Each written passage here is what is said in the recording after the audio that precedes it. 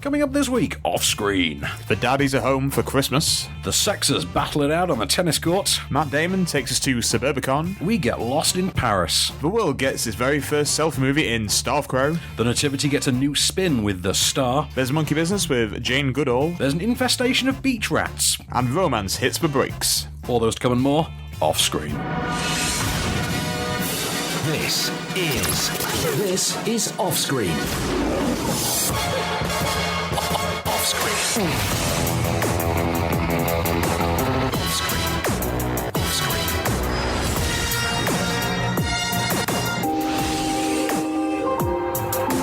With the latest film news and reviews, this is Off-Screen, the on-screen radio show.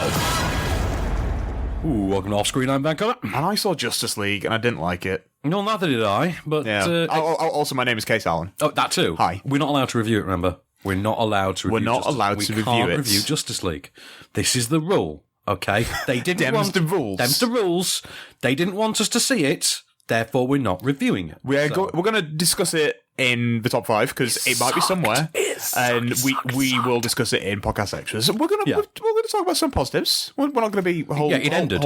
Oh, you are the worst kind of person. I have some news to shut you up. Okay, what you got for me? Steph Myers is going to host the Golden Globes next Really? year. Yeah, I You're a really big fan. like that. I am. Yeah, I don't know why you're not as big of. I think it's just because there are so many. I've not obviously. seen enough of him. That's what it is. I've Yeah. not seen enough of him.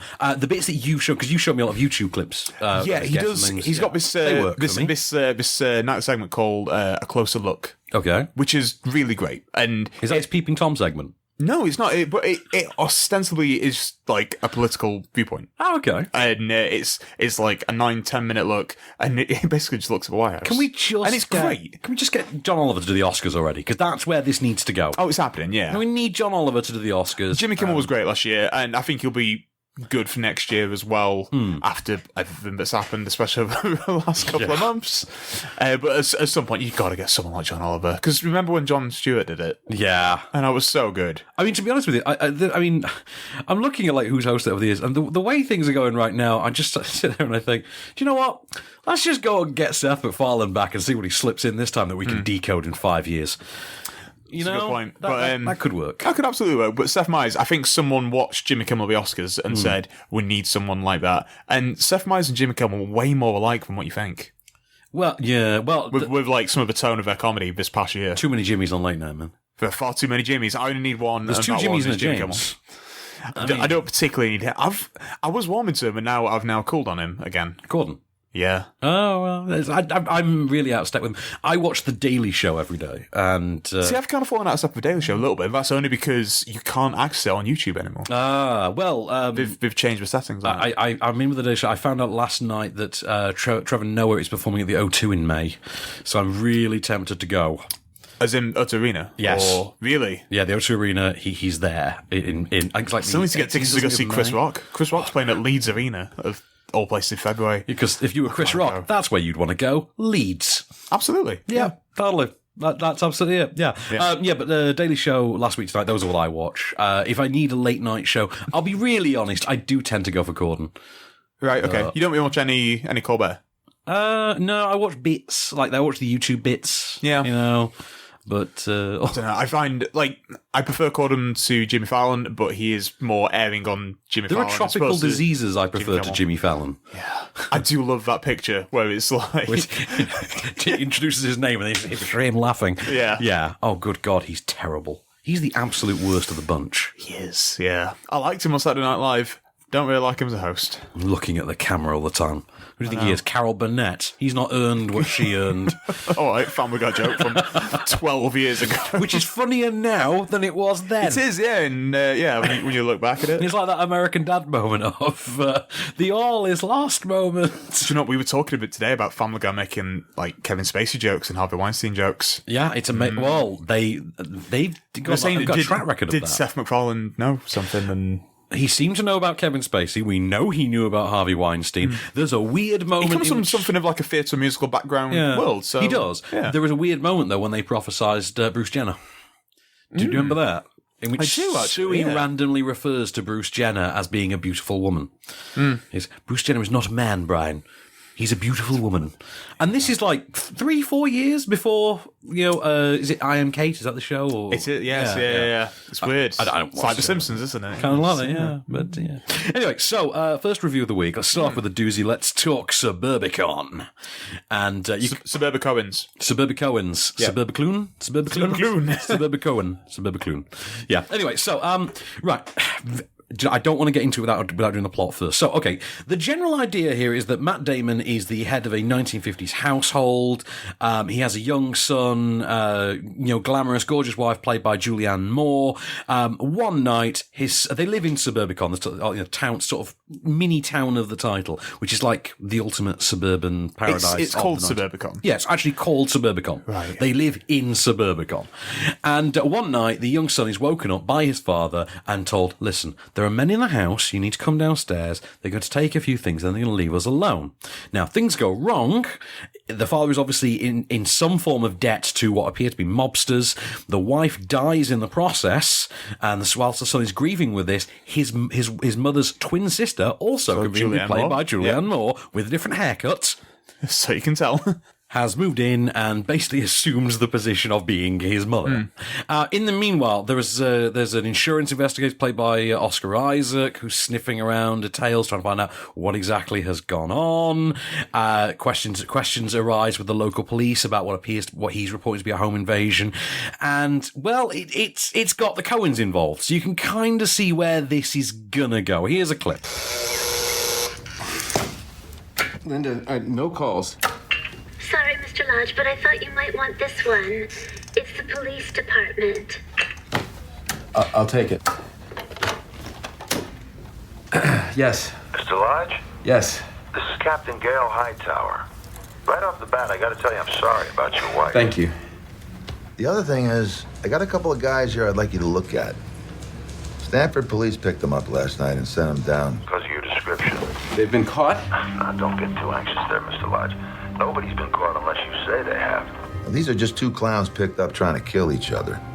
Well, what do you want me to do? Take a look at them. You know, if you'd be so kind and all. So, Matt Damon there, in relatively fine form. Now, this, on the surface of the marketing, I'll be really honest, I thought, oh, well, it looks intriguing. I bet you this goes the way of Burn after reading. And then you watch it, and the first thing you realise is, okay, George Clooney, directing again, has really, he's got the goods. This is the kind of subject matter that Clooney does so well. Have you ever noticed that Clooney only seems to direct period pieces? He's got he's got a real fascination with 50s, 60s Americana. Although what? I think the only modern one is The Ides of March. Yeah, pretty much. Yeah, but there's a it's kind of like nondescript. Yeah, there's a very 50s, 60s aesthetic to his films, and obviously having it set in the height of suburbia really helps. What really ruins this, though, actually, is that there are two very conflicting films at work. So on the one hand, but here's the thing: you've got four writers on this. You've got the Coen brothers, George Clooney, and Grant Heslov. And they are presented to us on screen in two distinct lists, and it does kind of paint a picture that on the one hand, the Coen brothers have written a movie about Matt Damon and his family and this mobster plot and Oscar Isaac, etc., which plays as a Coen brothers movie. On the other hand, you have a movie about racism and integration in small-town America, which we keep cutting back to and from within the film. In fact, the film literally opens with it. For what seems like 10 minutes, we deal with this storyline before we even get to what's actually the main story. And the problem is that's more interesting a one. And that's clearly the one Clooney is more bothered about. Yet, it's the B-plot. And it's really glaringly obvious all the way through this film that there are two sets of writers who've written two movies and they've simply woven them together without really much that you are so concerned about whether or not you should, whether or not you could, you never stop to think about whether or not you should. And, there's a great cast in there, though. I mean, Matt Damon's going for that wonderful farcical style that we know he can do so well. Oscar Isaac, hamming it up in that mustache twirling way that only Oscar Isaac can. And also, how is he not one of the biggest stars in the world now? I think he is, just it's under the radar. He's the under the radar biggest star in the world. Yeah, he's in arguably the biggest film franchise. Yeah, he is. Obviously. And I don't know where he is in the Avengers, but I'm kidding. Don't you get annoyed at me. Give it time. I would not be shocked if he turns up in like a Marvel movie. I mean, in-house at Disney, isn't he? I think he'd be a great villain. But he had to be an actual villain, though. Anyway, not Apocalypse. Not Apocalypse. Julianne Moore, I think, does tremendous work here, but really, it's kind of an extension of the sort of what they were going for in Kingsman. Not what they actually did, what they were going for, which is that character who's really deeply rooted in the Americana of it all, who really rooted in the Cinerama appeal, that very polished diner veneer kind of thing. This is kind of the logical extension of that, but thankfully it doesn't remind you too much of Kingsman because the film isn't bad. Anyway, the second Kingsman. Kingsman 2, sorry. Noah Jupe, though, I quite like as the young male lead, young child lead. I think he's tremendous. I think he's really got something here. I like the film very much. I say I had issues with the conflicting storylines, but I think it's another solid film from director George Clooney, which apparently is going to be more the norm going forward now, because is he actually retiring from acting? Is that I've not heard anything about this. Oh, okay. Apparently he is dialing it down, because he does have $1 billion. So, yeah, he does have $1 billion. Like, incredible wife. Yeah, he's married to literally the greatest woman on earth. She's amazing. Yeah, she is. I mean, if she looked like Roxanne McKee, I'd be head over heels in love with her. I love that joke from a couple of years ago. He's been given like a Lifetime Achievement Award at the Golden Globes, and Tina Fey and Amy Poehler were like listing all of the achievements that she has done. I've been saying, and now we're here celebrating her husband. Exactly, yes. Yeah. But what was the one they said about Gravity, though? It's like Gravity, a movie that finally confirms that George Clooney would rather jettison himself to his own death than spend time around a woman his own age. Yeah. Yeah, absolutely. Yeah, I can believe that. I love that movie so much. Seamus Woman for this. Anyway, so let's plug podcast and competitions real quick. Competitions this week. We're giving away that Benedict Cumberbatch movie, The Child in Time. The BBC one. The BBC one, The Child in Time. Meant to be really good. I've never had the pleasure. It stars Kelly MacDonald as well, isn't it? Oh, I love her. Is it based on Ian Rankin? Is it really Ian Rankin? I'm not sure, to be honest. I think it is Ian Rankin, but it's meant to be really, really good. I'm reliably told it's great. I was also reliably told by the same source that Strike was very good. I watched that this past weekend. I'd very much enjoyed it. I had to cram because I was interviewing Tom Burke. Yes, of course, yeah. And I had never seen it, so I thought, I probably better watch I'm going to watch this now. I probably should watch this. And then I asked him inadvertently the most cynical question I've ever asked anyone.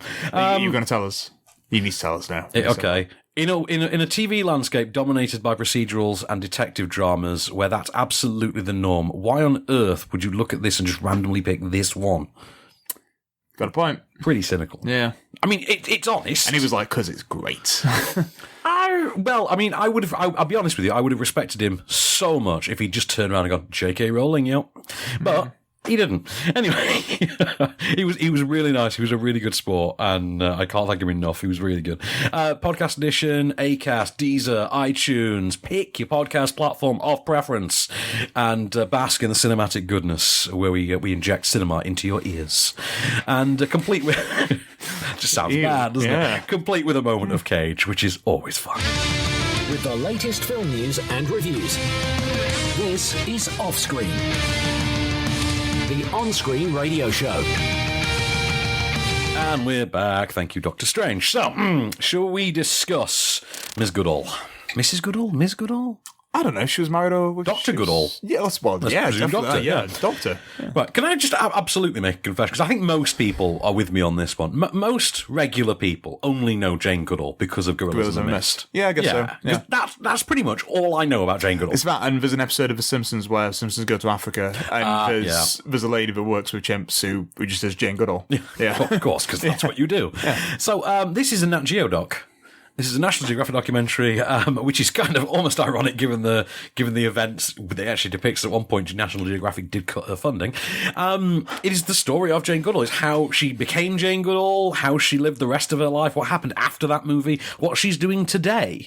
Jane Goodall, pretty much the world's authority on chimpanzees, isn't she? Chimpanzees, gorillas? What's the actual? Because obviously it's gorillas in the mix, so you assume gorillas. But are they chimps? Are they apes? I don't know. I never know the distinction. I'm really terrible. Yeah, I'm really terrible with the distinction. But yes, so it is a complete biographical documentary. Here is a clip. The more I learned, the more I realized how like us they were. Truth is stranger than fiction, and fiction can be transformed into prophecy. Here we have a perfect example of that evolution. Jane Goodall, tall, blonde and beautiful. Living with the chimpanzees in the wilds of Africa. Were you ever really very frightened? I thought they were nicer than us. I had no idea of their brutality. What do you think would happen if Jane Goodall met Andy Serkis? Like, they must have met. They must have met at some point. You assume, imagine, don't so. you? Yeah. Like, she's like the world's expert. You know, Yeah. it's like, wanting to do a movie about stars and not talking to Brian Cox or Stephen Hawking. It just wouldn't happen. You talked to Neil deGrasse Tyson. Neil deGrasse Tyson, yeah. Well, actually. We're all made of star stuff. Exactly. This is a really, really great documentary. It's obviously it's informative as you expect it to be. It's a lot more moving than you'd think though as well. And just the way in which because there's a lot of lost footage in there that's been brought in. There's a lot of sort of up-to-date footage. There's a lot of talking head footage. It's a very traditional documentary in terms of how it's staged. It's not an Asif Kapadia joint, if you can imagine that. But it is very moving, very haunting at times. And the transition between the different kinds of footage they have is relatively seamless. It does seg in and out, but it does so in a way that feels organic and feels natural. It doesn't feel dumped in, it doesn't feel like an iMovie hatchet job. Like so many of these things, pick a sports personality and usually they feel like an iMovie hatchet job. But this is not that at all. I was really moved by it. I came away from it feeling like, actually, I know so much more about this woman than I ever thought I would. I feel like I actually understand how her mind works, and that's actually kind of impressive to me. Because obviously you can learn a lot about a person from a documentary, but learning how they think and how they see the world, that's the important part. And this is one of those few documentaries that really does that. And you can argue that's the difference between a standard documentary and a really good one. But this is a really good one. But there are points in this that you will outright cry. And I think that's really something. But over to you, some film news in the meanwhile, sir. I mean, have you got something intriguing to tell us? Yeah, I have kind of X-Men news. Kind of X-Men news? X-Men spin-offs. X-Men what have they done now? Well, what they will do. What they will do, okay. What will they do? What won't we Actually, give them credit, though. Fox will announce X-Men spin-offs like they're M&M's, but they will at least have the decency to make them. They're not DC movies. That's a good point. Yeah, they're not DC movies where we'll announce an Alfred the Butler spin-off. Exactly. But we'll never make it. You're going to have a Gentleman Ghost film. Yeah. Yeah. Yeah, exactly. Get ready for Condom Man, the movie. Yeah. Get ready for Sinestro, the movie, starring Jeffrey Rush. Never going to happen. I'd love that. That'd be amazing. In fact, wasn't Jeffrey Rush? He was in a Lance. Yeah, he was like a mentor. He wasn't Abin Sur. He wasn't Sinestro. He was one of the CGI ones. He was one of the CGI ones. Yeah, Mark Strong was Sinestro. Yes, Mark Strong was. Yes, I haven't seen that movie in a long time. But. Yeah, but, this one. Well, we know that Gambit has been trying to get to the screen for a long time. They have a female lead. Don't they? They have a female lead, which I like very much. I'm a big fan of this. Lizzie Kaplan is in talks. I'm a huge fan of that.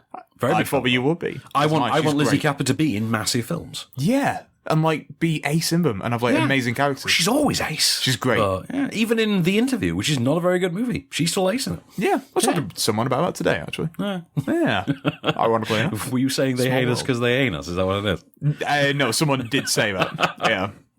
I love that that's the takeaway from that movie, that phrase. Yeah. We have a lot of very random discussions in my lessons. Oh, actually, though, sticking with James Franco, is that not your This is my segue. Oh, okay. Clever. What we got then? Yeah, they've also announced, but there is going to be another X-Men spin-off of Mumford & Son? Mumford & Sons, amazing. Multiple Man. Multiple Man. Yeah, because that's a hero that everyone needs. Yeah. Yeah, starring James Franco. He was a household name, presumably, wasn't he? because he's in a TV show right now called The Deuce, which is on HBO, where he plays twins. Okay. Where he's playing two characters. Fair enough. So presumably it's just it's all right. That's more than one of me. This is great. Kermode had him on stage the other night with Dave Franco. Disaster Artist. Yeah, they were both on stage at the BFI for MK3D with Amorosante. And I'll be really honest, I'd have been more impressed talking to Amorosante because out of that lineup. But Amorosante, man. Yeah, Belle's a great film. I enjoyed that. Okay. What's the one with Rosamund Pike and... Oh, man. What was it? David Oyelowo. Yeah, A United Kingdom. Yeah, that was good as well. It's very good. I cannot put into words how excited I am for The Disaster Artist. That's very true. Okay. Yeah, it's true. Come on. There are talker screenings, by the way, doing the rounds Monday night. I will find out some details for you. But your eyes Find just that lit out. up. Let me know. Your eyes Let me just know. lit up. I know it did. I felt my head just go. Yeah, that's fair. That's fair. Okay. Can I tell you about a movie you're going to absolutely love? Do it and do it quickly. It is called The Star, and it is the story of the Nativity, animated from the perspective of the animals. Oh, you had me at that. Sell me anything from the perspective of an animal. Led by a donkey called Bo, voiced by Stephen Yeun from The Walking Dead, who has a... Glenn? Yes, Glenn from The Walking Dead. He has a pigeon friend Voiced called by... Dave, played by Keegan-Michael Key. I'm in. Yeah, I know. I'm in. And they have a sheep friend whose voice I forget. I'm going to go to IMDb. I'm absolutely pulling up the list.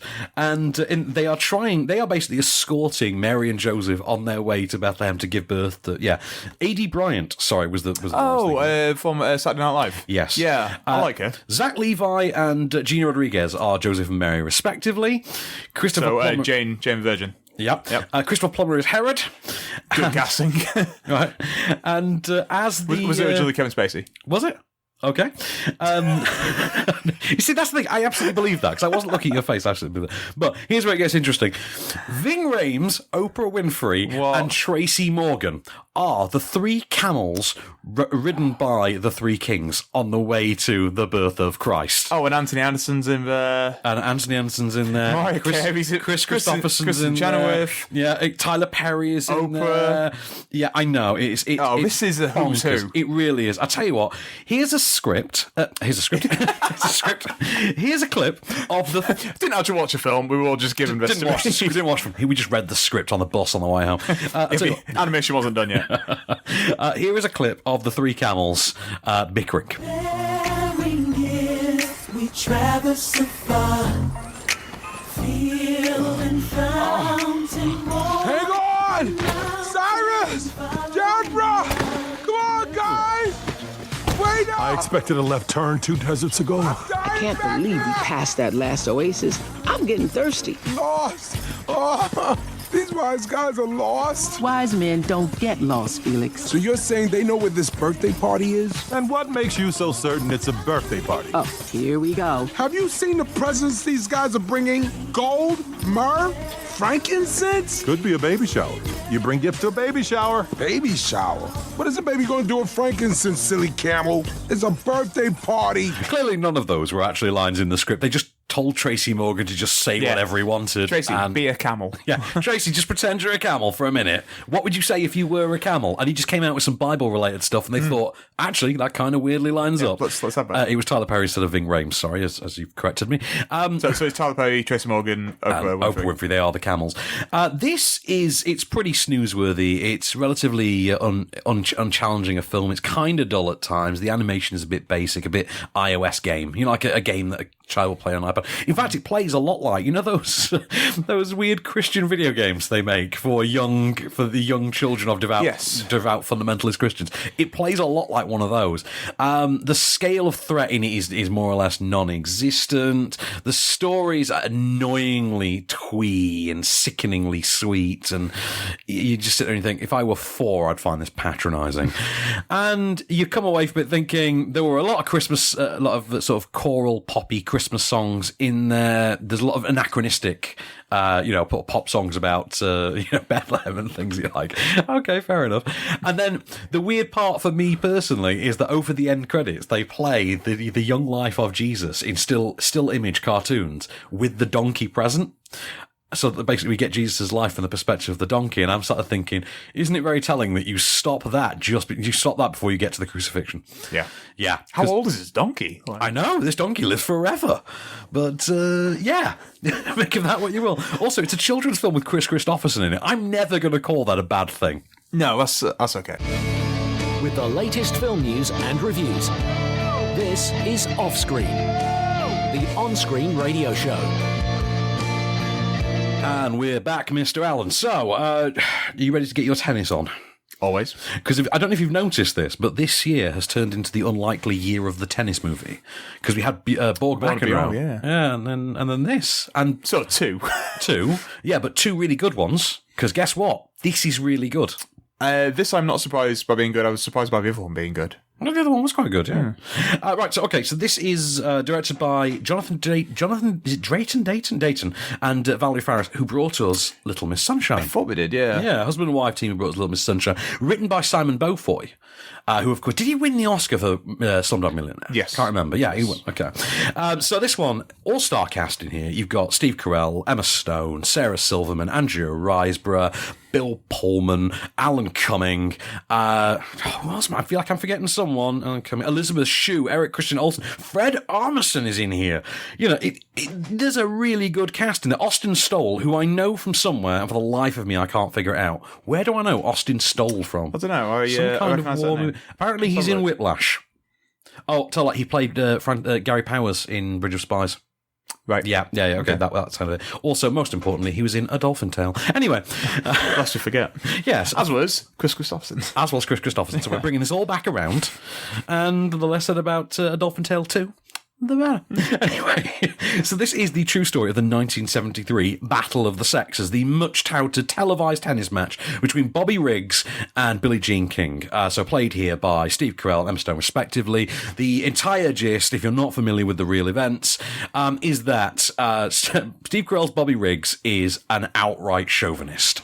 He's 55 years old. He's past his prime. He's playing in the senior leagues, so he's not really competing properly in his own sort of former stomping, his former pit field. He's something of an exhibition player, really. And he's bored and he knows he's winding down. But he decides he's going to take on feminism. He's going to actually prove feminism to be the hogwash that he says it is. And he challenges, for a cash prize, any woman to beat him. Into this mix, Margaret Court comes up first. He beats her very easily. And Billie Jean King decides she's going to take one for the team. She's going to stand up in the name of feminism. She is going to face Bobby Riggs.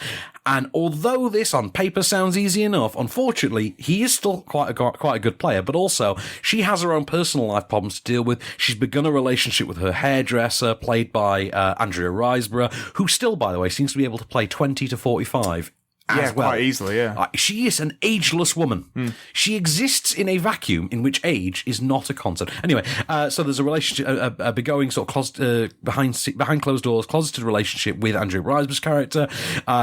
There's also her own self-worth, her own physical fitness. And in the meanwhile, Bobby Riggs is having his own issues relating to money and his own growing gambling problem. Here's a clip of their press conference pre-game. Now, don't get me wrong. I love women in the bedroom and in the kitchen. But these days, they want to be everywhere. They want to be doing everything. Where is it going to end? Pretty soon, us fellas aren't going to be able to go to a ball game. We're not going to be able to go fishing. We're not going to be able to stop and have a drink after work. And that's what this whole women's lib thing is about. And it's got to stop. And Bobby Riggs is the man to stop it. Ladies and gentlemen, this is Custer's last stand. This is the lobber versus the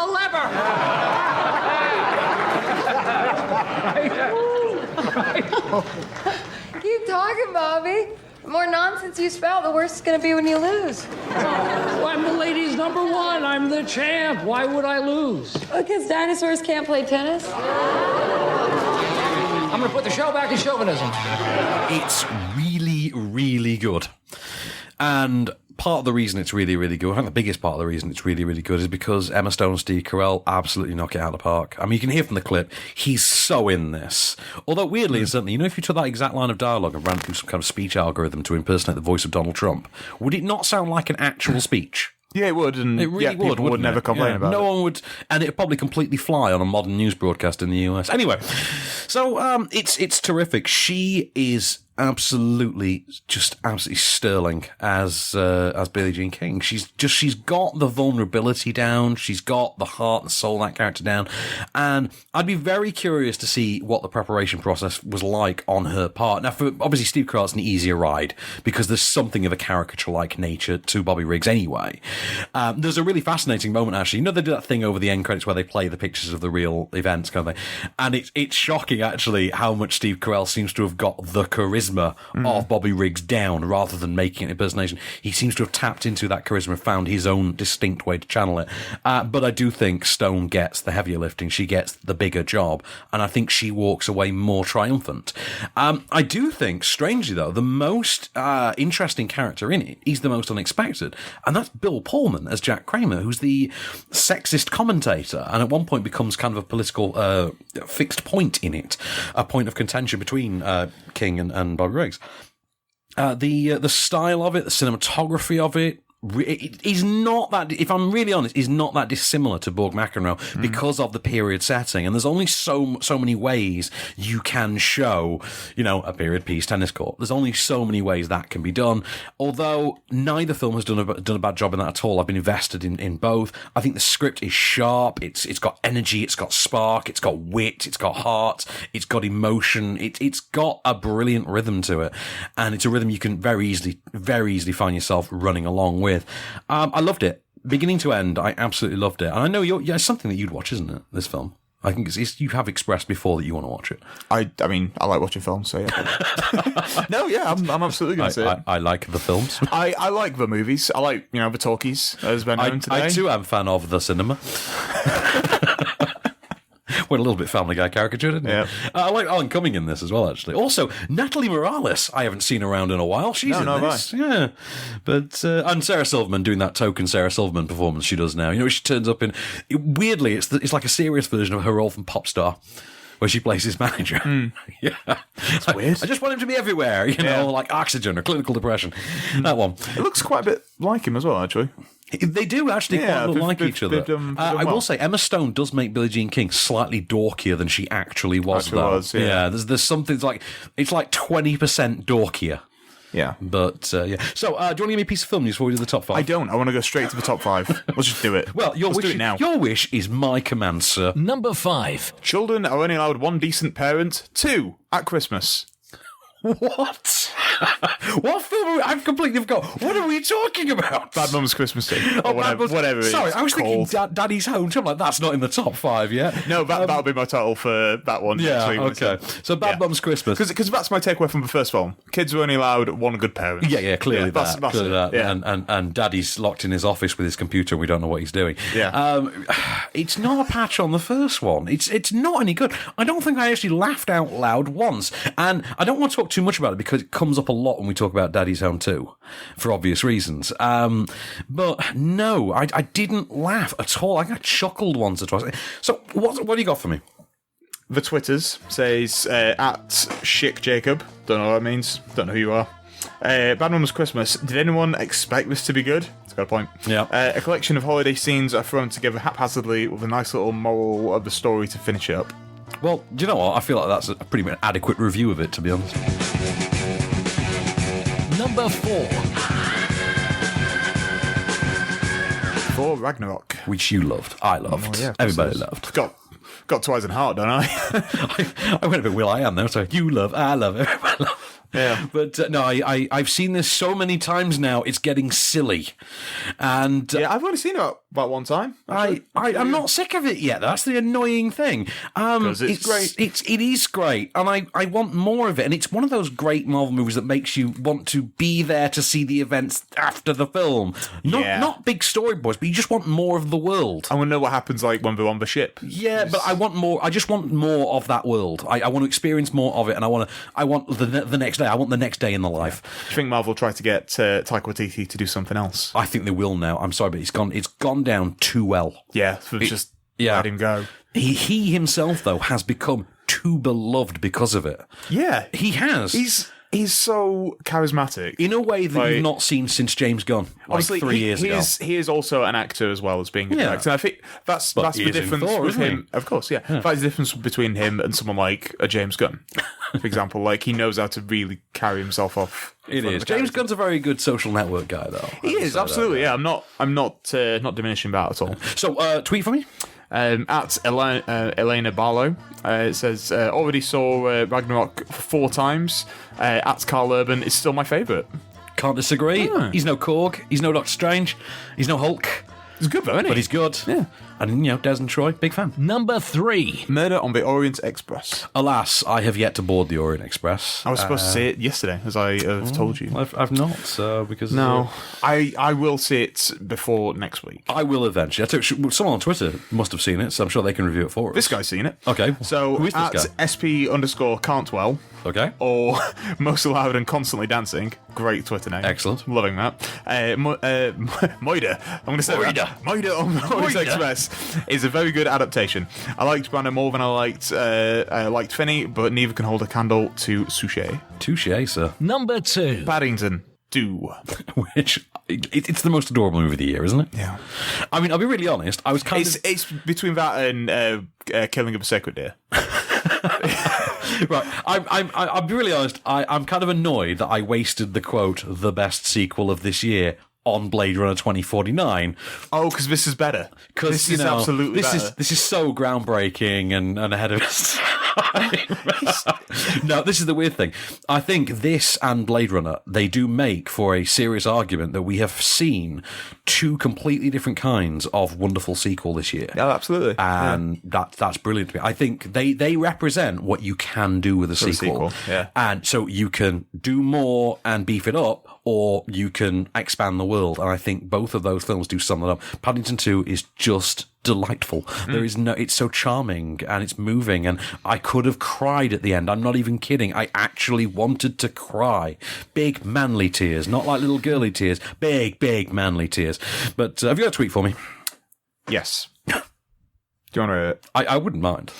At Cinebean says, hashtag Paddington 2 is a film about a bear.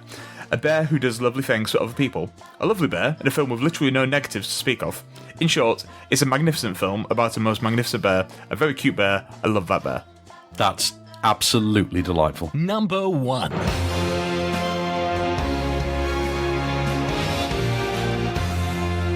What was that music?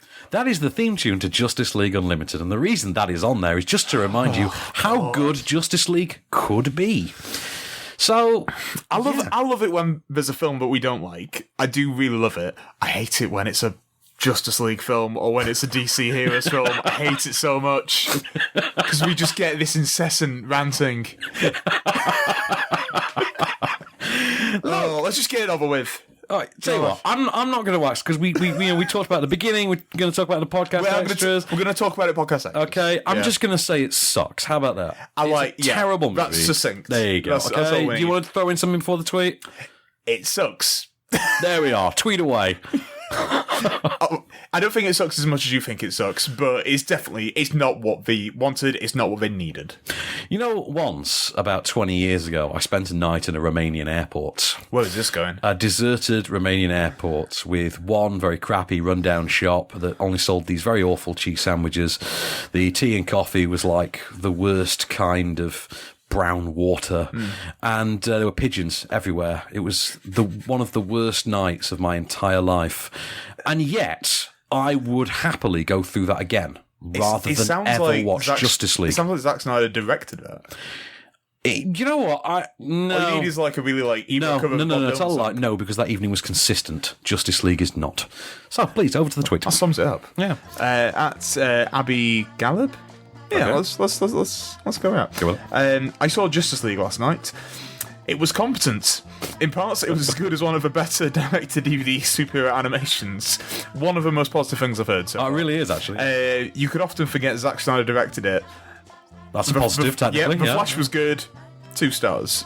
I'll go with that. All of that and 2 stars. Yeah. Cinema in 2017.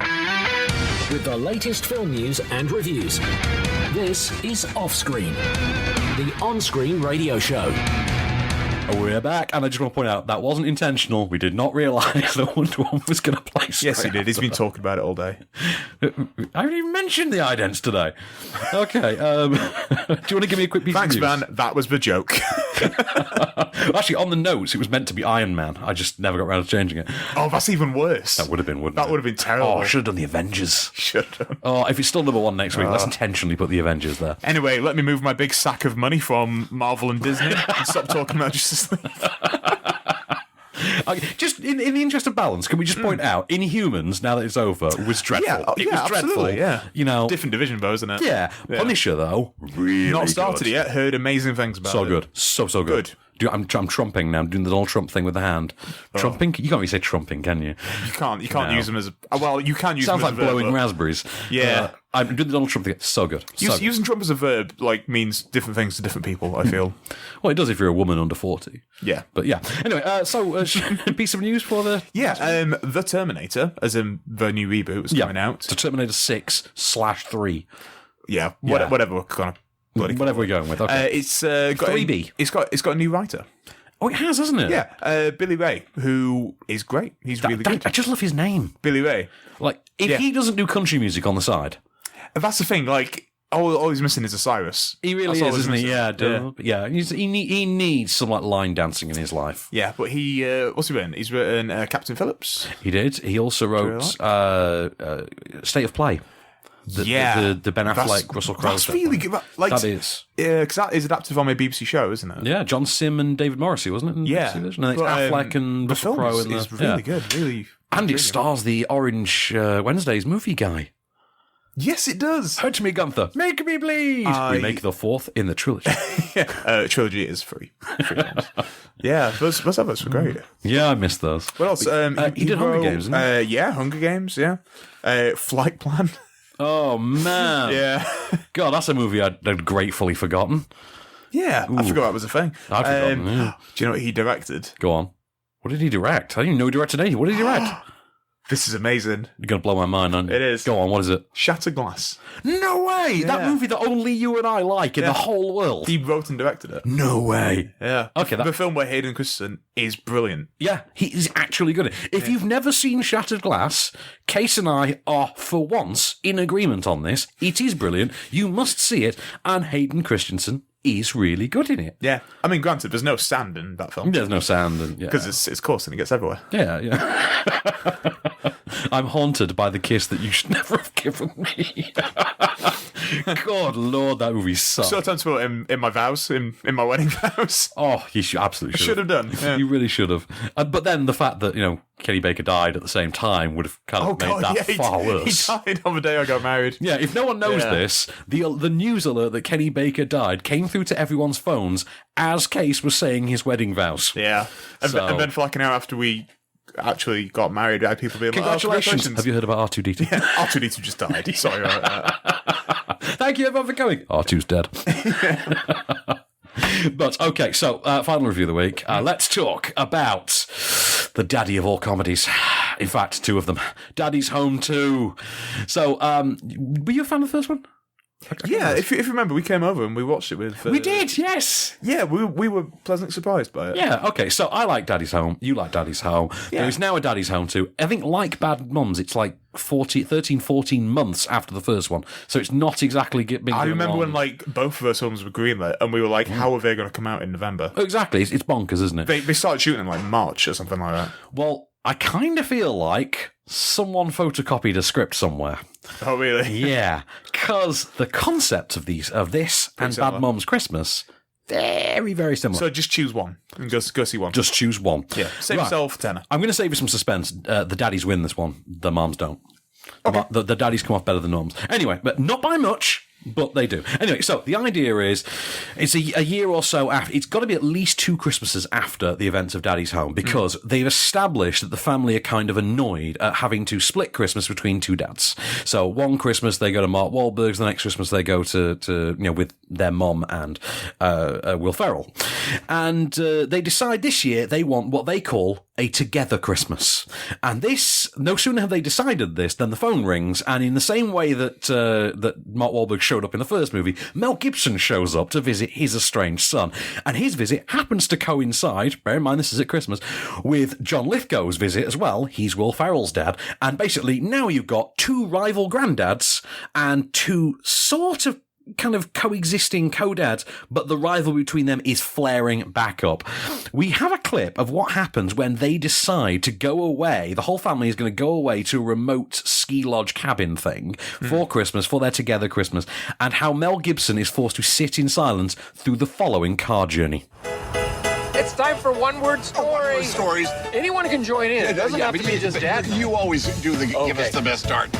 Uncle Thomas went tiptoeing into the Empire State Building. Where are you going with that one? This all took place at the pancake breakfast. 56 bottles of beer on the wall. 56 bottles of beer. G, Georgia license plate. Ready and quiet game. I can't do it. I hate the quiet game because I'm like, I know you're gonna do something to make me laugh. You can sort of get the tone there, can't you? What you can't see, obviously, is Mel Gibson's stone face through it all. Now, the thing with this is, first of all, they're positioning this as a family film. I think it was Box Office Mojo, or one of those websites that does box office statistics, actually ran a headline with the release of Daddy's Home 2, Mel Gibson is family friendly again. And it's opened unintentionally a conversation that I don't think anyone ever really wanted to have. And I'm sorry, but the short result is Mel Gibson was never family friendly. Even when he was in his prime and he was accepted as a Hollywood star, he was never family friendly. He was an R-rated thriller guy. Yeah, what family films has he even been in? Arguably Maverick and Chicken Run, and that's it. Yeah. And off the top of my head. What was that? Was the one he's in with Jamie Lee Curtis? Is that family film? I don't know. What's that called? Pass. I have absolutely no idea. Forever Young? Oh, yes, yeah. With Elijah Wood. Yeah. Okay, it's Forever Young, kind of. Yeah, but I would argue kids don't really get anything out of that. Yeah. Right, okay, here's a problem with it. There's a gag that comes up 3 times in which Mel Gibson tries to rival the other dads in offering up romantic advice to his pubescent grandson. And Mel Gibson's character's advice is simply walk up to the girl, grab her, plant one on her, and when you're done, slap her on the ass and say, thanks, sweetheart. This is played for comedic effect. They do it 3 times. At one point, the act is actually taken and the result is deemed to be positive. And I'm sorry, but if you can remove Kevin Spacey from an entire movie in 5 weeks, you can get rid of 3 jokes in this movie. That's not funny. It's not something that should be allowed in a film at this particular moment in time anyway. Read the room, people. That is not going to go down well this weekend. No, it's really not. Especially not in something that you are then marketing as a family film. Outside of that, the dad dynamic is about as funny, but a bit watered down. They've removed a lot of the sharp edges from Mark Wahlberg's character. They've neutered him quite a bit. And as such, he doesn't seem to have much personality beyond, I'm just here to bicker with Will Ferrell. There's a subplot involving Linda Cardellini, the mum, and Mark Wahlberg's wife, in which the whole rivalry is meant to be, she's so much more gorgeous and intimidating than I am, and you're thinking this would probably work better if you weren't having Linda Cardellini of all people act this one out, because I'm pretty sure if anyone's remembering a beautiful woman being in this movie, it's probably Linda Cardellini, because there's a whole generation of kids who now have this ingrained image of her as Velma from Scooby-Doo, and fetishes abound, my own in particular. Anyway, it's John Lithgow doesn't get a whole heap to do outside of being John Lithgow in Third Rock from the Sun mode. You've seen him do it. He can do it well. It's fine. It's a little ineffectual at this stage because we've seen him do it so many times. And then there's Mel Gibson being Mel Gibson, and I kind of felt through the end of this like it's a shame we didn't have American Dad 30 years ago, because if you'd cast Mel Gibson as Stan Smith and gotten him to play exactly like this, then you got a movie. Other than that, that's really all you can take away from it. John Cena doesn't quite get the great returning cameo that you'd hope for, although he does steal the film with the use of a certain populist Christmas pop song that you will now see in an entirely different light, and also that the writers of this movie, who by the way are returning from the first one, same as the directors, don't seem to have discovered the point of in the slightest. It's a very, very essential Christmas pop song. Believe me, you could not get any further away from the point of that song if you tried. There is, however, a gag involving Liam Neeson that will absolutely have you howling, and is probably better than anything in the actual film. It's just like Ted 2. Kind of like Ted 2. It is, though, on balance, it's a 6 out of 10 movie, but it is enjoyable and it is funny at times. I did laugh. There's a lot of callbacks to gags from the first movie. That works. A couple of them don't. That's all we want, then. That's all you want. It is infinitely better, though, than Bad Moms Christmas. Alas, it is not our film of the week. I wonder what it is. I'm going to give it to Battle of the Sexes, to be honest. Yeah, I thought you were. What are you going to? Suburbicon is good, but has problems. Beach Rats, we'll talk about the podcast extras. But yeah, I would definitely go with Battle of the Sexes. I think that's really worth seeing. But I mean, anything you're going to see this weekend? I'm going to go to a Christmas market on Saturday. So am I. I don't know where. I have absolutely no idea where. Whitley Hall is one. Whitley Hall. But in terms of cinema, Murder on the Orient Express still it's still on the list. I may well find the time. And I am going to see Battle of Texas because, well, it's great, isn't it? It's amazing, yeah. It is good. You should absolutely see it. So let's have a look what we got next week. So, next week we got the return of Dan Stevens. Dan Stevens going Dickens on us. It's the man who invented Christmas. Yeah, Chris Plummer's in it. Chris Plummer's in it, yeah. It was Kevin Spacey. Was it? Yeah. Stop tricking me with Spacey. I can't believe you've managed to fool me with that twice now. That's got like whole new implications. Like. Yeah, I know. Next week as well, we've got Wonder, which you've got to be looking forward to. Wonder. We've got Most Beautiful Island, which is being quite heavily marketed on the tube in London. We've got Never heard of it. Never heard of it. Okay. We've got Lou Over the Wall, which is an anime feature. We've got Happy End, which I know very little about, I must confess. Love is Thicker Than Water is next week, and Dolores, which appears to be a documentary of sorts. But it's not about Dolores from Westworld. Not about Dolores from Westworld. It's not the story of the making of Dolores Claiborne either. So we've got all those to come and more next week off screen. In the meanwhile, this has been a Candy Store production for On Screen. I've been Van Connor. I've been Case Allen. And we shall return. Just show me the way to get out of here, and I'll be on my way. You've been listening to Off Screen. For more news and reviews, visit onscreenfilm.com.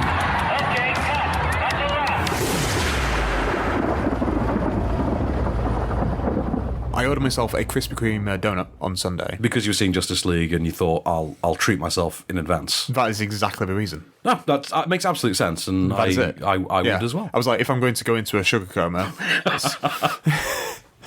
Yeah, I think so. If my eyes are going to explode because of this, I'm going to treat myself first. Total confession. During the screening of Justice League that I attended, I dozed off for 10 minutes. All right, I was so bored. Yeah. Genuinely that bored. I actually fell asleep for 10 minutes. And the worst part was, it was one of those in-cinema naps where you're not entirely asleep. I love so you're those. kind of following the film. Yeah, you know the kind. I get that. I got that during Killing of a Sacred Deer a couple of weeks ago. I did as well. If you remember, I was following it, but I definitely fell asleep. I definitely napped. Yeah, but we both followed it because we were both trading glances and sort of shocked expressions. Yeah, and then there's a bit where there's a really piercingly loud noise, and I think it woke everyone up. So I think that was a strategic move on the director's part. Speaking of sleeping in films, The Star. You know the Star, the Christmas nativity movie we just reviewed. During the press show yesterday, everybody was asleep. At one point, I found myself sat between someone and someone. I'm not going to name them because that's just disrespectful. But Mr. X and Mrs. Y. Yeah, Mr. X and Mr. Y, or Mrs. Y. I'm not gender differentiating. Yeah. Everybody in the 2017. room. Everyone in the room was listening. You know the only two people awake? Who? Alan Frank, Nigel Andrews, who were laughing like gibbons down the front. They were loving it. They were just having the time of their lives, just laughing like gibbons at this nativity movie. But really, really weird movie. Shall we address Justice League before we do the? I think we should talk about it now because obviously during the top 5, we had a bit of a chat about it. Very brief. Very brief. We didn't do a full review because reasons. Because Warner's. Yeah. But we've both seen it. Now. I saw it on Sunday, Krispy Kreme in hand, giant coffee in the other. You WhatsApped me when you got out the cinema. I didn't know what you'd been doing. You just WhatsApped me and you just said the words. I feel like it needed no context. No context, no prep. You just sent me the words, well, that was a dumpster fire. Yeah. And I somehow instinctively knew what you were talking about, which was great. This was on Sunday? It was Sunday lunchtime when I text you, yeah. And dumpster fire would be, Well, no, because a dumpster fire has a point. You know, it can provide That's a heat. good point. It can provide heat. People can crowd around it. Yeah. People gather around and enjoy it. It can burn incriminating evidence like the script of this film that doesn't exist. Is this the script? Is this the script in which Cyborg says the mother box that brought me back to life only worked on the night that Superman died? It's probably the same one. Yeah, despite the fact that we know that Wonder Woman watched a video of that happening before Superman died, like several hours before Superman died. The same Wonder Woman. The same one, yeah. The same Wonder Woman, incidentally, who says, I'm only doing this for him, in reference to a character she's never actually spoken directly to. No, like she fought in the same general vicinity of him for 9 minutes. Yeah, totally. And that's it, really. I didn't, in hindsight, I didn't 100% dislike it. There were a few elements that I did think were fine. What did you like? I have interest. I liked a couple of scenes. As I said to you, there was a scene on Mascara that I think, instead of just liking the whole thing, I think it was a good idea. I think you like the concept of it. That's the thing. The things I like the concept of it, but then the execution. For me, that's the problem. The film's full of these little concepts. That don't go anywhere. I mean, there's a bit where Aquaman is sat on the lasso of truth, and that is 100% Joss Whedon. It is. It's also a gag lifted directly from which one of the animated movies was it? It's lifted from one of them. But yeah, I think it happens to Flash in animated form. Right. But, not this version where he's basically Jan Yu from The Good Place, but he really is. He really is. Yeah, Jan Yu. Absolutely. Yeah. So I can see that. Yeah. I don't know why Commissioner Gordon's in it at all. I don't know. No, poor J.K. I mean, J.K. Simmons signed up for that because hopefully it was going to lead to a franchise. I love that. And Commissioner Gordon is a great role. Oh yeah, that and you do right. Willem Dafoe's completely lopped out, despite the fact that he's still on the credits. Yeah, I noticed that as well. That has been in the news today. Jason Momoa said there is loads that has been lopped out, especially in relation to Aquaman. But he says it's not an Aquaman film. Obviously, but whether it's not a Wonder Woman film, it's not. I mean, I looked at Amber Heard playing Mera, and I just thought, you found waterproof cover-up. Okay, that's cool. Yeah, because obviously this was filmed way back when. Yeah.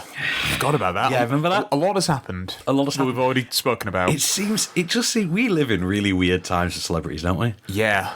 I mean, Pistol and Boo's arch nemesis has now been sacked. Well, he's resigned, hasn't he? The Australian minister who tried to kill Johnny Depp's dogs. Yes. Yeah. He resigned. I was sad to see him go, Barnaby Joyce. It's a great name. I love that all the Australian PMs have all got very Australian names. Like this one's called Malcolm. It's great. Me and my wife were having a conversation. We're talking about Christmas films, and Home Alone 2 came up. And I said, when we're watching this in future with our kids, our kids are going to see the scene with Donald Trump, and they're just going to say, why is the president there? Did you know that movie is 25 years old as of this week? I did know that, Yeah, weird, huh? Crazy. Starring future President Donald Trump. Yeah. What a time to be alive. Yeah, who will just ably assist an absentee child in New York. So, the implications there. Great model there. Did you hear what he was saying about Al Franken?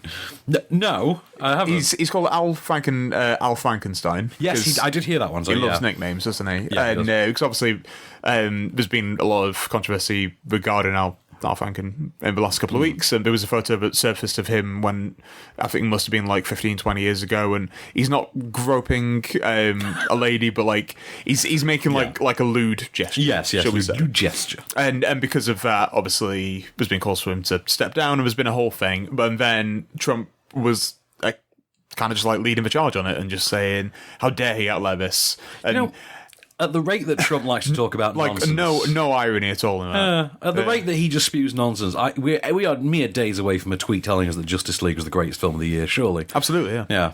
So, I'll tell you one thing I liked in Justice League, and it's literally the only thing. Go on.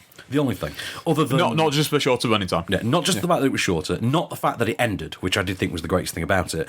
But I hated one of those post-credits scenes. I hated it so much. Is it the one that borrows a costume directly from Arrow?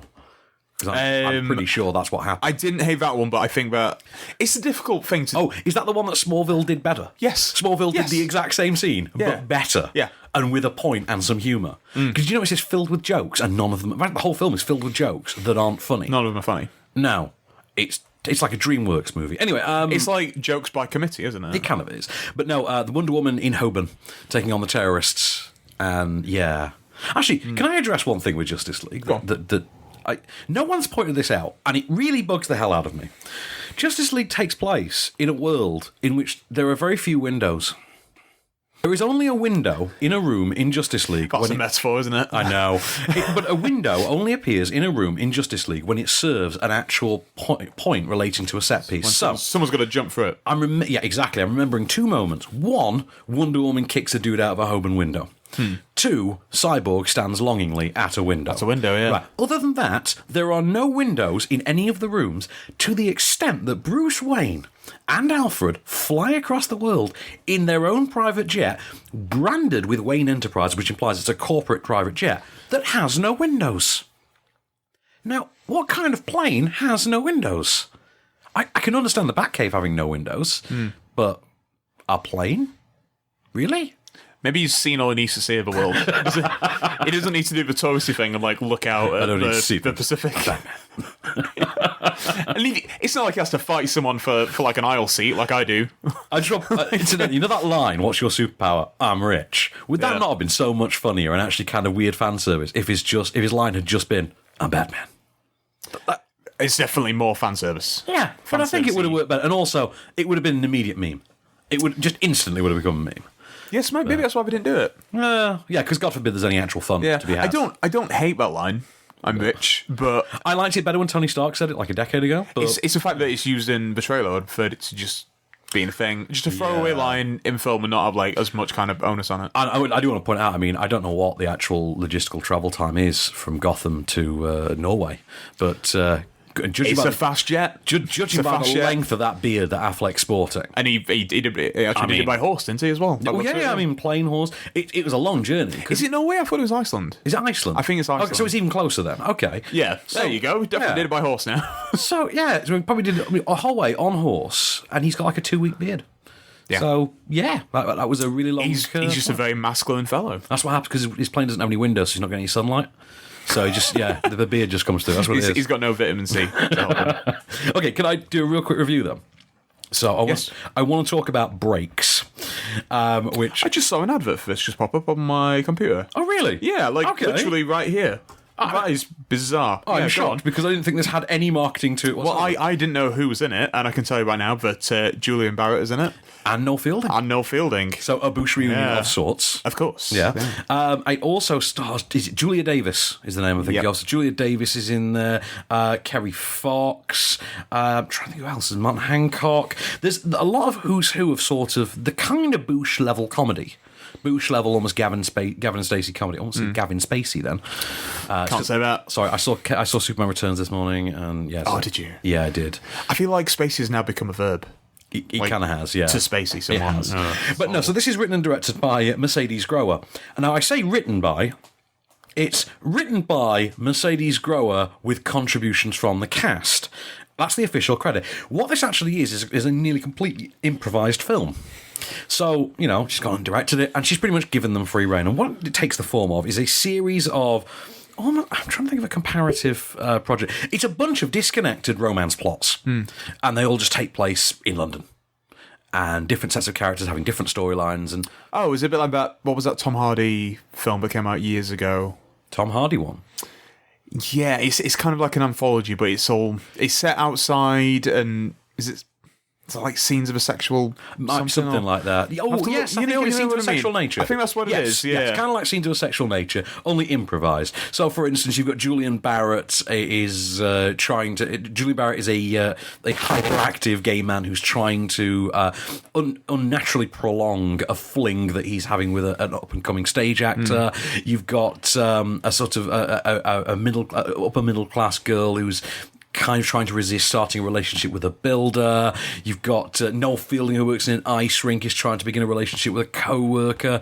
And, it's all shot to look like it was made on a late 80s, early 90s camcorder. That sort of slightly fuzzy, tracking hasn't quite been set properly, sort of an aesthetic. Very VHS looking. It's in black and white for a good part of it.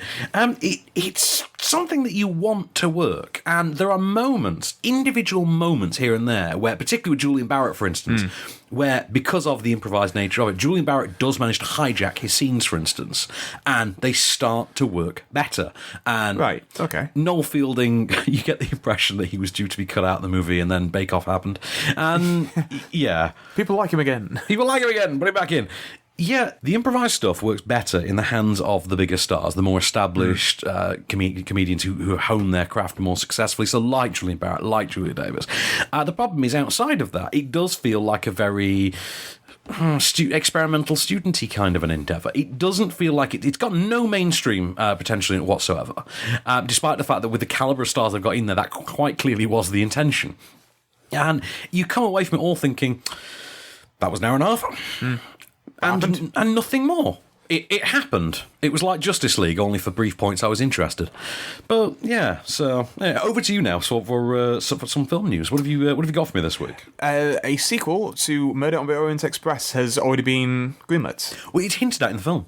Oh, is it? 'Cause I've not seen it. I was supposed to be seeing it last night, but some friends dropped out, so we ended up not going. I have not seen it yet, so I couldn't possibly comment. Oh, have you not seen it? Have you still not seen it? No, I haven't seen it. I very nearly had the chance, but I saw Jigsaw again. I'm not going to lie. Yeah, you were like, you're fine, mate. I'm not going to lie. I had a gap between Daddy's Home 2 and Justice League. I had like 3 hours to fill. But it was that annoying point where it was late at night, so the films you could pick were kind of limited. And so I went, Jigsaw. Yeah. Laura Vandervoort having circular saws thrown at her head. I watched that. I had fun watching that. I did as well. I've seen it a second time and I enjoyed it. It all over again. I am going to see Murder on the Orient Express. I just need to see it really soon. But it has been doing well. It has been doing very well. Do you know it's been doing well in America? It's not a mega hit, but it's one of those like decent, respectable, pretty gradual, hits, enough to warrant other stories. And obviously tons. Well, apparently the end of it does set up Death on the Nile. I think there's an offhand mention, I'm going on holiday to Egypt kind of thing. Right, okay.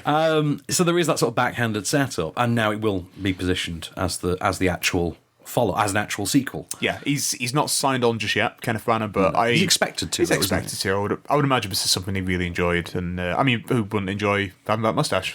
I know, and we might as well get Ken Branagh to actually turn up for a sequel to one of the movies he directs sooner or later. I mean, it would be nice. But look, I'm still bitter. I'm sorry, Dark World would have been a lot better if Ken Branagh had done it. I do wonder why. What was the film he did after Cinderella? Was it Cinderella and then he Jack went into Ryan? Cinderella and then Jack Ryan. Oh no, it was Jack Ryan then Cinderella. Sorry. No, so that makes even less sense. Yeah. Because with Cinderella, you would think, it's in-house at Disney. It makes sense. Yeah. Yeah, Jack Ryan. Because I've still not seen Jack Ryan. I'm not going to see it now. Perfectly, cheap and cheerful little thriller. Of course it is. Yeah, perfectly fine. He's a Russian bad guy. Got Costner in it. Good. Yeah. Right? I mean, when is that ever a bad thing? And it's got, Ken Branagh doing the Welcome to Russia, Mr. Ryan. Yeah. Kind of a moment, good. Which is... I'm looking forward to the John Krasinski. Yeah, when is that, by the way? I don't think we've given it a date. Oh, man, I'm looking forward to it, though. I must be like early next year at this point. Well, I saw the trailer, and the response in the room was a sort of chorus of, really? More Jack Ryan? Who cares about this character at this point? But like anything, well, my response is do something interesting with it, and then my response is Alec Baldwin instantly. That's who cares about that character. Right? Yeah. They ever do? That's a great film. Because in the books, Jack Ryan becomes president eventually. Oh, really? Yeah, I didn't know that. So in the books, he does eventually get elected president. That's amazing. And I can't help but think that's when you get Alec Baldwin back. Yeah. Also, the irony of Alec Baldwin playing a president at this stage. Yeah. Not lost on anyone. But. Okay, so let's check another review in real quick. What have we got? We've got Lost in Paris.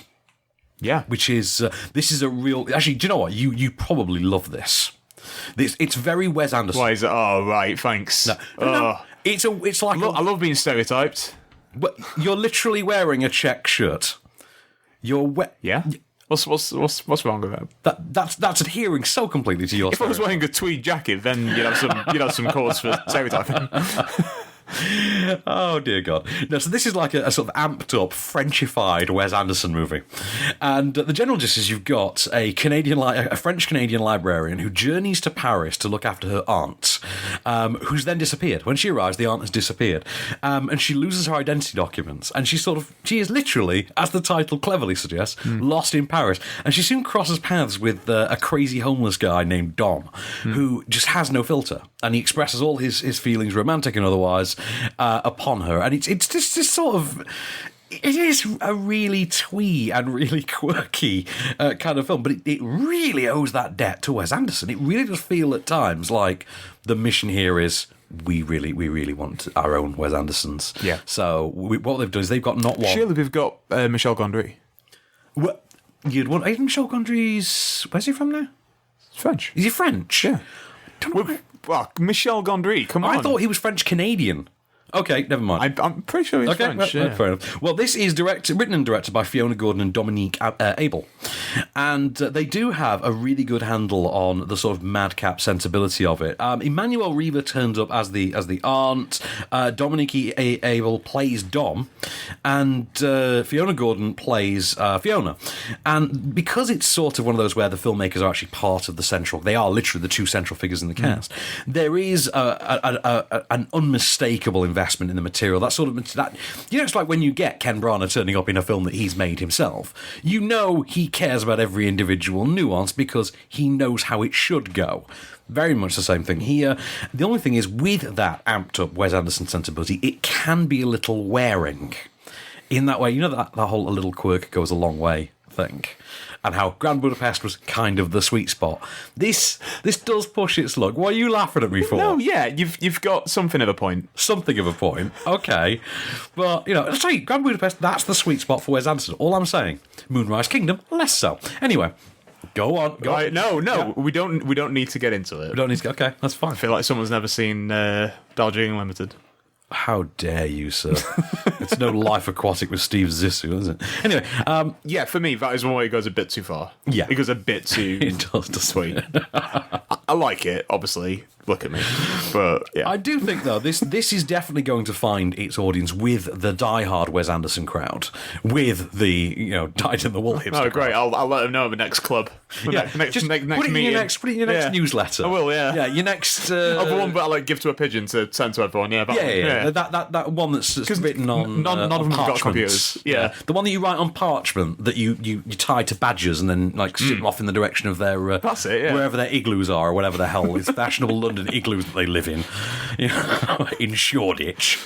On the high street. Those ones. See, that's the one thing that doesn't really quantify me to be a hipster. You don't live in London? I don't like London. You don't like London? Yeah. Oh, okay. I enjoyed when we went the other week. Okay. I think that's because we were seeing free films and I was getting free coffee and free pastries. Well, and you got an amazing pizza at the end. I had a great pizza. Hashtag NYFolio. By the way, they don't pay us. Anyway. That was really good. We have to keep reinforcing that they are not paying us for that. You seriously go on my personal Instagram feed, I'm all over them. I'm a big fan.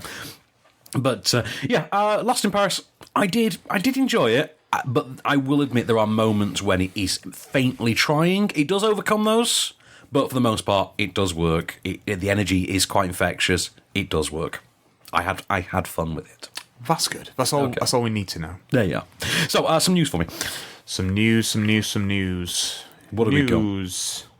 I did have the news up on my screen. Oh, let's do the horrible discussions now. The horrible discussions now. Okay. So this morning, or last night, it was last night, news about John Lasseter came out.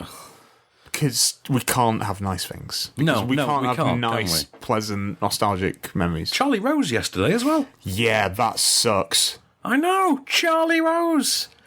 Who are they going to get now to be the default CNN-style talking head in movies? That's a good point. Yeah. Because that's what Charlie Rose was always good for. Just get Gayle King. Exactly, yeah. Apparently she was on Colbert, last night. I've got the episode. I've not watched it yet, but I can imagine that is tough. But Lasseter has... he's not stepped down. He's taking a leave of absence. I think he's essentially stepped down. Yeah, because he is so high up, obviously. We can't just say... So he's taking a 6-month leave of absence. For missteps is the quote. Yeah, so something that got reported yesterday was the phrase unwanted hugs, which is something I never want. I never want to hear it ever again. Unwanted hugs, just unwanted hugs. It's a term, isn't it, that should be kind of sweet and nice, but because it's got hugs in it, but really just suggests something absolutely horrible. And I'm heartbroken because he's John Lasseter. He's brought so much fantastic love to our lives. He has so many great shirts. I know his shirt collection is amazing. Yeah, but I was talking to some guys at work about it today, and one of my friends at work, he'd seen there's a documentary about Pixar that I've seen as well. And I think I have as well. Yeah, and the one with the white cover and like a pencil drawing of Buzz Lightyear on. Yeah, that one. And obviously, he talks to John Lasseter in great detail. He does, yeah. He shows the interview around his offices, and he's got rooms just full of Pixar toys. I know, memorabilia and merch, and it's this guy's incredible. And look at all the stuff that he's created, and obviously, you don't know the extent of you don't know how far these stories go. No, you don't. Like with all of these They have singled out one incident in particular involving Rashida Jones. Yes, but she has said that he is not the reason why she stepped down from Toy Story 4. I didn't realise that they stepped down. I didn't realise that happened today either, actually. When I found out, I'm like, oh, okay, I didn't know they'd quit, but fine. That's fine. He's not directing it, though. That might be a telling thing as well, because that was announced a while ago that he was no longer going to be directing it. I don't know who is. It's not one of the immediate Pixar brain trust. So can I hate on something now? Yeah, because we don't do that. No, we don't do that. Can I hate on something that begins with a hashtag? Yeah. What is it? Hashtag Starvcrow. Right. Which officially is titled Starvcrow, but actually... Why is it hashtag Starvcrow? I don't know why they've come up with hashtag Starvcrow. This posits this. I think I've got this written down somewhere. Hang on. I've got their actual... from their actual press kit. They have described themselves as... they described this film as being the world's first selfie movie. So it's... as the first, quote, selfie movie... Hashtag Starvcrow is like nothing you've seen before. Blurring fact with fiction, Starvcrow is controversial and groundbreaking. It pioneers a new genre called hyperreal. Low-budget indie feature films that look like they really happened, with actors inventing their own characters, improvising scenes, filming themselves and each other. Right, that's not called hyperreal, that's called Snapchat. Right, so what you've got... I'm 28, you need to explain to me what Snapchat is. Snapchat is basically, it's a platform that young men use to send images of their genitals to young women / potential lovers, prospective future lovers. Right. But the idea is that because there's a timer on the image, you can only see that image for a designated period, so it's like 3 seconds, 5 seconds, 10 seconds. But you can take a screenshot of it? No, if you screenshot it, tells the other person. Oh, does it tell them now? Yeah, it tells the other person. That's been its whole thing. Has that always been the way? Always been the case, yeah. They screenshot at you. And, so basically imagine that as a movie. Only, instead of a 10-second timer, this runs for, I think it's 86 minutes. And boy, you're going to feel every one of them. It generally purports to be about a couple, a sort of recently reunited couple who she wants some space, goes away with friends, and this whole thing is shot through like CCTV and iPhone cameras and all in black and white and stuff like that, and or artificial grain added. And whilst they are in in this sort of remote lodge, this group of friends, remote sort of home in a bit of forest kind of a thing, like a nice fancy hipstery glass home. Whilst they're sitting around drinking and telling really, really outdated jokes about Superman and Wonder Woman, which in turn they come... All right, Justice League. Well, remember, Kevin Bacon told the same joke in Hollow Man. Yes, he did. Just saying. Whilst this is going on, they are set upon by 3 masked maniacs with weapons. And the footage is disjointed, and it flashes back, and it flashes forward, and none of it works, none of it's entertaining, none of it's even vaguely interesting to look at or endure. I want to point out as well, I mean, genuinely, the most interesting thing about this movie, other than the fact that someone actually thought they'd get away with releasing it, is that if you go onto their official website and pull up their Twitter page, just go to the bottom where their actual Twitter feed is snippets of broadcast on their actual official website. I'm going to show you this so you know I'm not making it up. This is from their actual Twitter feed, and it says, at Ocado, I need to change my order by 11 p.m, or else I need to cancel it. When are you expecting to be back up?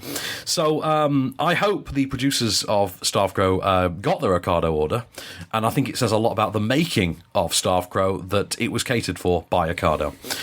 I'm going to leave that there. So, and that's all I'm going to say about that for now. That's all I have to say about that. So, over to you, Mr. Allen. That was a thing. That happened. Yeah. So, over to you. The Fantastic Beasts sequel has a title. It does. Yeah. I think it's amazing. Please tell me what the title is. You think it's amazing? I'll explain why. I am so indifferent. I'll explain why. It's Fantastic Beasts 2, The Crimes of Grindelwald. Yes. Mansplain away, then. I'm going to mansplain away. Please allow me to find... It's the single greatest tweet anyone has ever put out in relation to a film. So, Screen Rant put on Twitter an article, Fantastic Beasts, what actually are the crimes of Grindelwald? Followed by a picture of Johnny Depp. And what do you think the first reply to that was? It's a picture of Amber Heard. There we are. Spousal abuse, question mark. Yeah. Yeah. Yeah, Warner's taken some real flack, haven't they? Because nobody seemed to remember that the first Fantastic Beasts movie ended with the reveal that Johnny Depp was the villain. Yeah. So, yeah, you can understand that most people now, a year later, are a bit iffy on the subject. Absolutely, yeah. Here's my thing. When did that come out? Because because of all this everything coming out recently, it feels like an absolute lifetime ago. The Johnny Depp thing? Yeah. I'm sure it was about a year ago now. Right. Wasn't it? It was around the time of Alice Through the Looking Glass. I was going to say, About a month what was before. he promoting? It was a month before Through the Looking Glass. Because that was last year, wasn't it? Yeah, because they blamed the financial underperformance on the negative controversy surrounding Johnny Depp. But so they're going to get some flack because Johnny Depp is there. Yeah, they really are. Have you seen the motion poster though, where it looks like Johnny Depp's assaulting all the other cast members? I've heard about it. Right, so basically, what happens is it's meant to look like his wand goes off and everyone else gets clouded in smoke. What it actually looks like is Johnny Depp has broken wind, and the ensuing fart cloud is encompassing the rest of the cast. And once you see that, amazing. I promise you can't unsee it. I'm going to try to find it now. Please do. I can tell you for a fact it is on the Curzon Sheffield Facebook feed because my friend Nigel put it on there. That's where I saw it. Let's go there. So, Curzon Sheffield. Curzon Sheffield. I'll let you find that. Well, shall I start the next review then, which is a final review of the podcast? So, Beach Rats. I don't know if you've heard of this. No. There's been a low level of anticipation for this. It had sort of a positive reception at certain I would say trendier festivals. I would say more indie festivals. It stars Harris Dickinson, and it's written and directed by Eliza Hittman. It is, when you look at the poster, you would assume this is a German, French, European foreign language film. It's not. It is set in Brooklyn.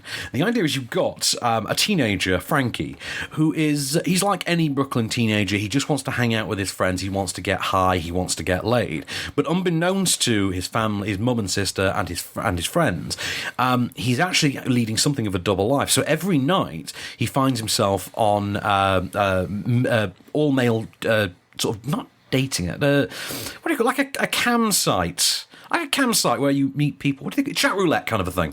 Right, Chat roulette. That's a really old one now. I apologise. But I know what you're getting at. Yeah, you know what I mean. So he meets anonymous men online, and then he encounters them in the real world for clandestine sexual experiences.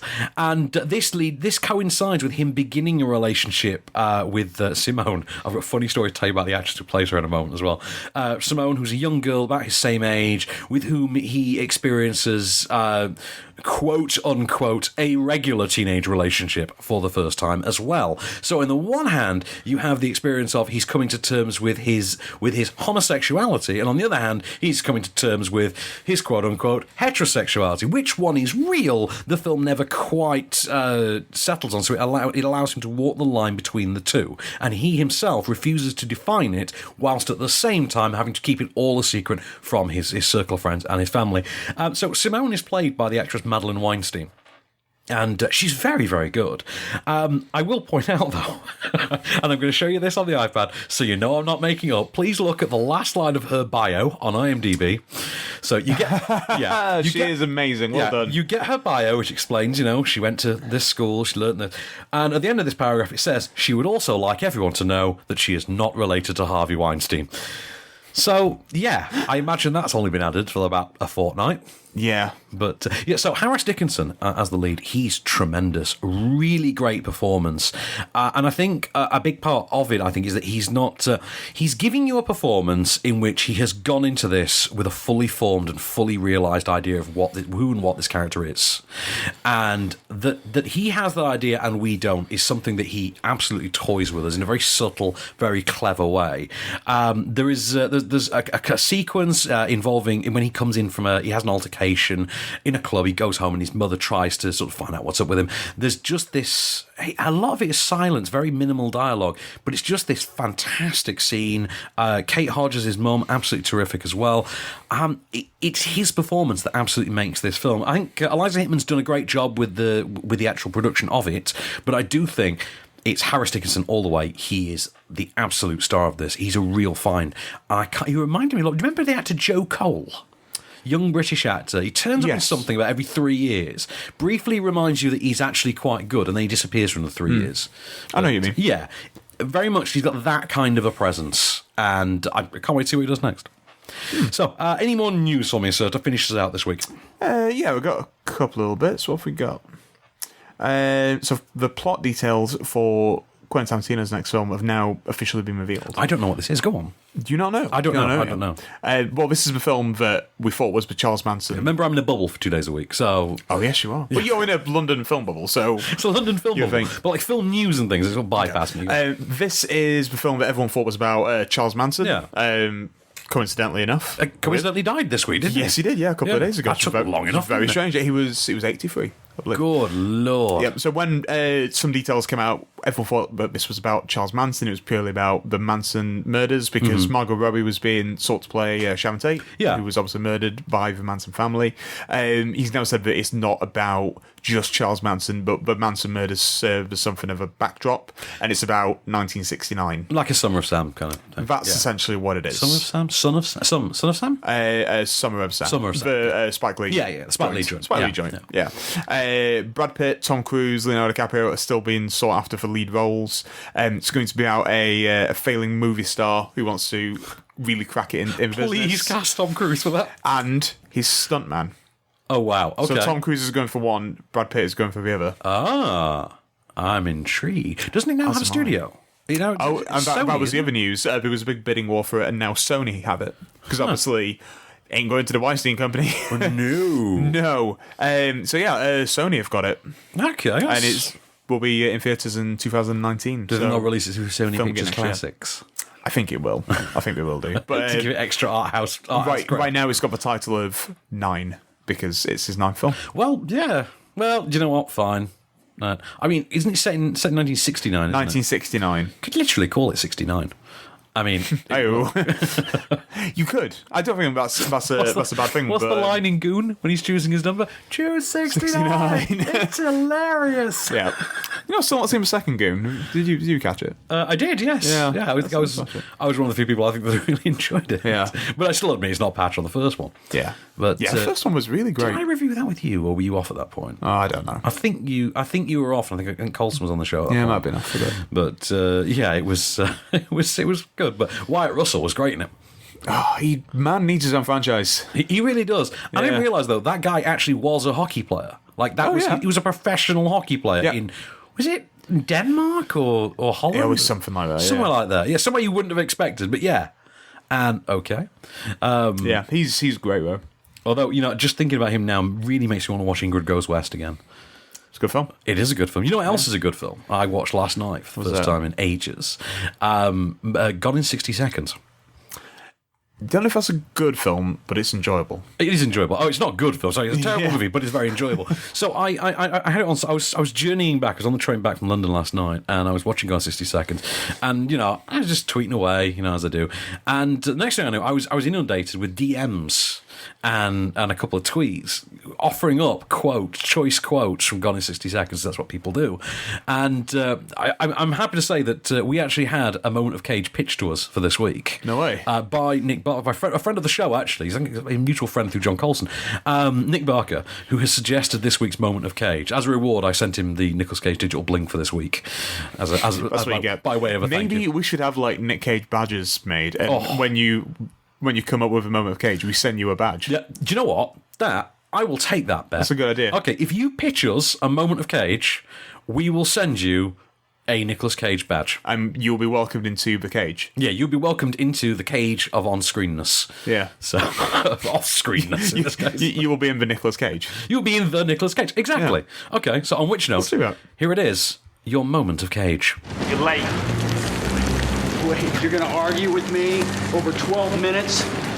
I just stole 50 cars for you in one night. All right, I'm a little tired, a little wired, and I think I deserve a little appreciation.